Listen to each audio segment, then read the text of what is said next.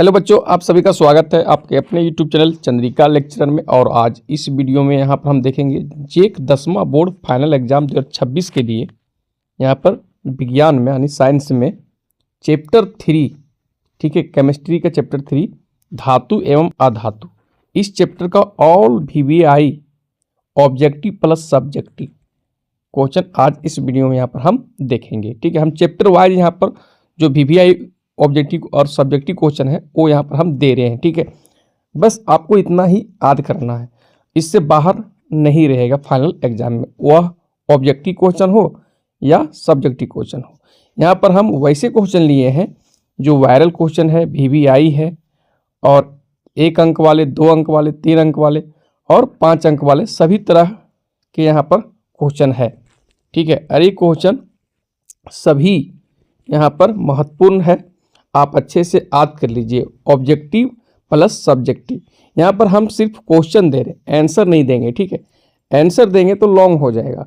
आप स्कूल में या तो कोचिंग में पढ़े हैं तो सब्जेक्टिव क्वेश्चन का आंसर आप देख लीजिए। ठीक है, हम यहाँ पर ऑब्जेक्टिव क्वेश्चन का आंसर सिर्फ बता देंगे यहाँ पर हम। ठीक है, तो आज इस वीडियो में हम यहाँ पर धातु एवं अधातु चैप्टर का ऑल VVI यहाँ पर ऑब्जेक्टिव प्लस सब्जेक्टिव, ठीक है, क्वेश्चन देखेंगे यहाँ पर। ठीक है, और एक क्वेश्चन जो है PYQ क्वेश्चन सभी है, प्रीवियस ईयर क्वेश्चन है यहाँ पर।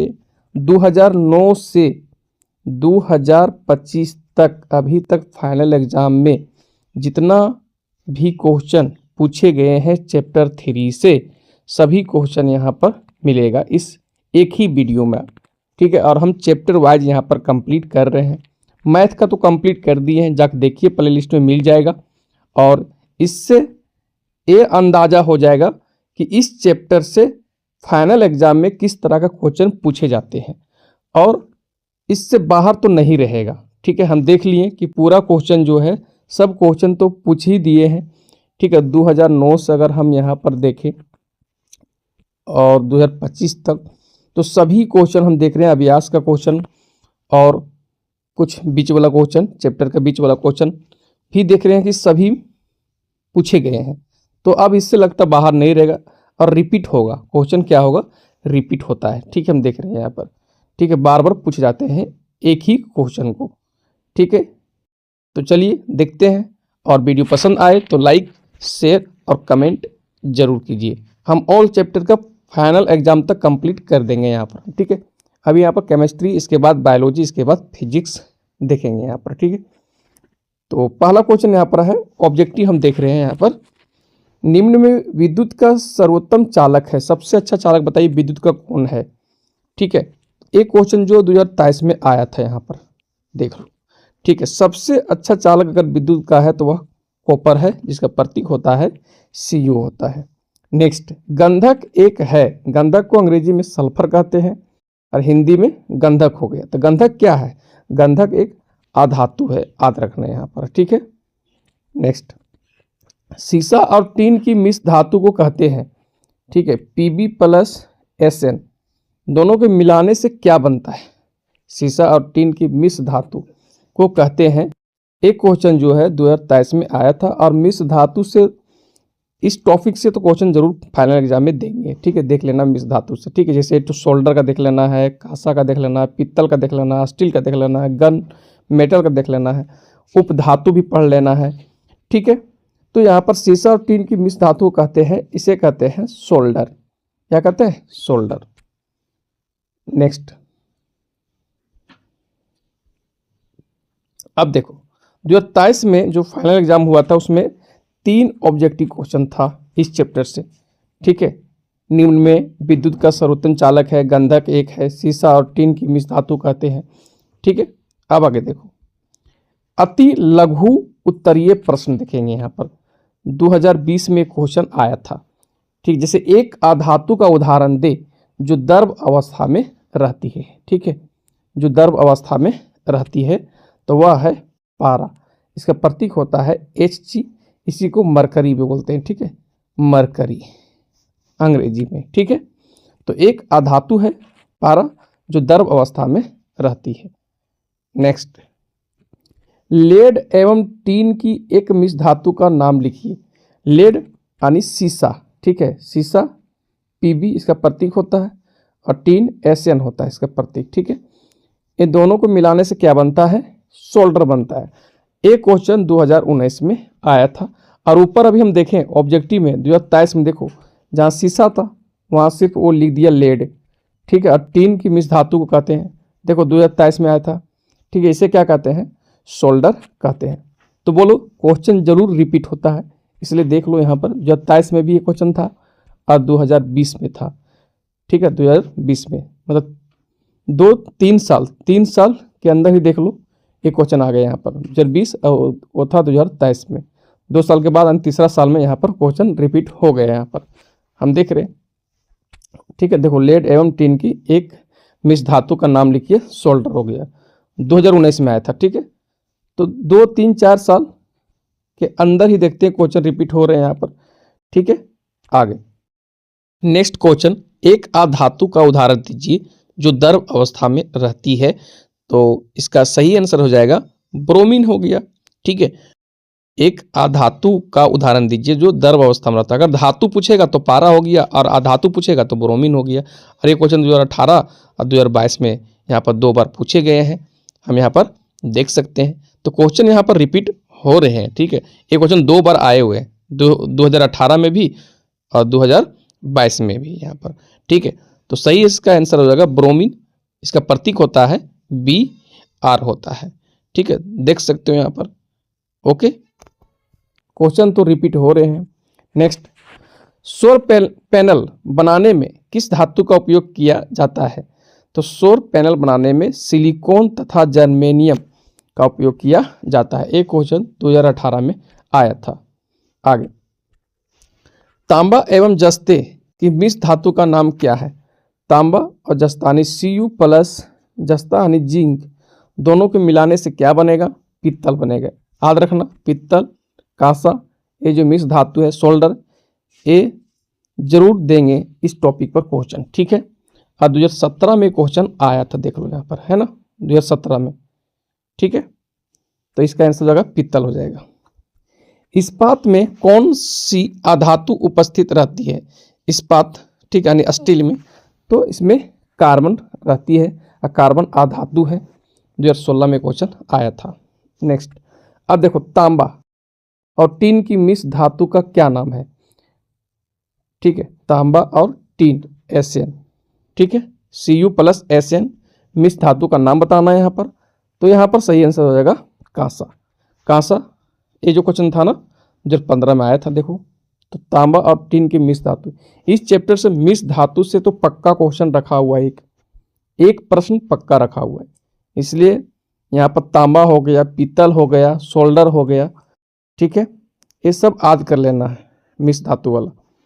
नेक्स्ट क्वेश्चन, 2015 में क्वेश्चन देखो आया था यहाँ पर, है ना, कांसा यानी तांबा और टीन का मिश्र धातु है। नेक्स्ट क्वेश्चन, एक ऐसी अधातु का नाम लिखिए जो गैसीय अवस्था में पाई जाती है। ठीक है, देखिए गैसीय अवस्था में अगर बात हम करें तो बहुत सारा अधातु है, ठीक है, जैसे यहाँ पर ऑक्सीजन हो गया, हाइड्रोजन हो गया, नाइट्रोजन हो गया, नियोन हो गया।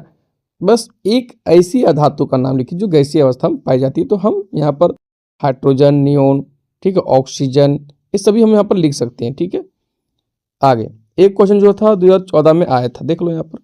नेक्स्ट, एक्वारेजिया क्या है? ये भी क्वेश्चन जो है 2012 में दिया गया था, एक्वारेजिया क्या है, और इस चैप्टर में पढ़ना है। ठीक है, तो एक्वारेजिया क्या है कि सांद्र हाइड्रोक्लोरिक अम्ल यानी HCl एवं सांद्र नाइट्रिक अम्ल के 3:1, ठीक है, 3:1 के मिश्रण को एक्वारेजिया कहते हैं। इसमें 3 भाग हाइड्रोक्लोरिक अम्ल रहता है और 1 भाग सांद्र नाइट्रिक अम्ल रहता है। ठीक है, नेक्स्ट क्वेश्चन, सोल्डर नामक मिश्र धातु के कौन कौन से अवयव होता है, यानी सोल्डर में कौन से जो मिश्र धातु होते हैं इसमें बात कर रहे हैं यहाँ पर।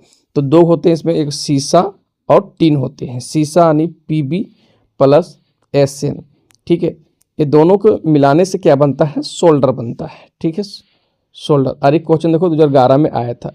अरे सोल्डर वाला क्वेश्चन 2011 में ही नहीं, ऊपर तुम देखे थे 2023 में भी, 2019 में भी और 2011 में भी। देखो तो बार बार क्वेश्चन जो होते हैं ना पूछे जाते हैं, यानी रिपीट होते हैं क्वेश्चन यहाँ पर, ठीक है।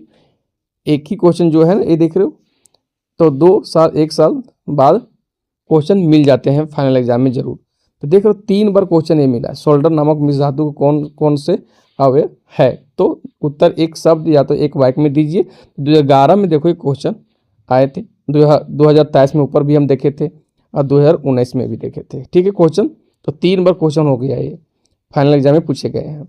नेक्स्ट, शुद्ध सोना कितने कैरेट का होता है? ये 2009 में आया था और ये 24 कैरेट का होता है शुद्ध सोना, ठीक है। अब यहाँ पर हम देखेंगे लघु उत्तरीय प्रश्न, ठीक है। इस वीडियो में हम यहाँ पर 1 अंक का, 2 अंक का, 3 अंक का और 5 अंक का सभी तरह के क्वेश्चन यहाँ पर हम देख रहे हैं, ठीक है। सभी तरह के यहाँ पर हम गैस प्रश्न दे रहे हैं, यानी फाइनल एग्जाम में जरूर मिलेगा, ठीक है। गैस प्रश्न यहाँ पर हम दे रहे हैं, VVI, ठीक है। VVI ऑब्जेक्टिव और सब्जेक्टिव क्वेश्चन दे रहे हैं यहाँ पर, चैप्टर वाइज दे रहे हैं यहाँ पर, ठीक है। आप अच्छे से देख लीजिए। नेक्स्ट, लघु उत्तरीय प्रश्न यहाँ पर देखेंगे और क्वेश्चन है कि एक धातु एवं एक अधातु का उदाहरण दीजिए जो द्रव अवस्था में रहता है। तो धातु जो द्रव अवस्था में रहता है वो हो गया यहाँ पर मरकरी, यानी पारा धातु है, ये द्रव अवस्था में रहता है। अगर बात करें अधातु तो ब्रोमीन है, जिसका प्रतीक होता है Br, अधातु है जो द्रव अवस्था में रहते हैं। और ये क्वेश्चन 2018 में 2022 में, ठीक है, 2 बार पूछा गया क्वेश्चन, देख लो यहाँ पर, ठीक है। 2018 में भी और 2022 में भी। नेक्स्ट देखो, उभयधर्मी ऑक्साइड किसे कहते हैं? 2 उभयधर्मी ऑक्साइड का उदाहरण दीजिए, ठीक है। उभयधर्मी ऑक्साइड किसे कहते हैं? 2 उभयधर्मी ऑक्साइड का उदाहरण दीजिए। एक क्वेश्चन जो 2019 में, 2019 में और 2022 में 2 बार क्वेश्चन पूछे गए हैं, ठीक है। देख लीजिए, हम इसका आंसर नहीं देंगे।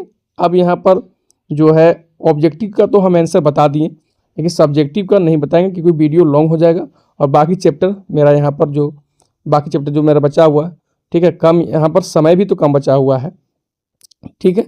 इसलिए देख लीजिए, इस तरह का क्वेश्चन फाइनल एग्जाम में मिलेगा, ठीक है, इस चैप्टर से। नेक्स्ट, कारण बताइए कि धातु क्यों विद्युत धारा संचालित करती है, यानी धातु जो है वो विद्युत का सुचालक क्यों होते हैं, ये लिखना है, ठीक है। और ये क्वेश्चन 2018 में पूछे गए थे। नेक्स्ट, जब लोहे की कील को कॉपर सल्फेट के विलयन में डुबाया जाता है तो विलयन का रंग क्यों बदल जाता है, ठीक है। MVVI बना लीजिए, most very very important question बना लीजिए।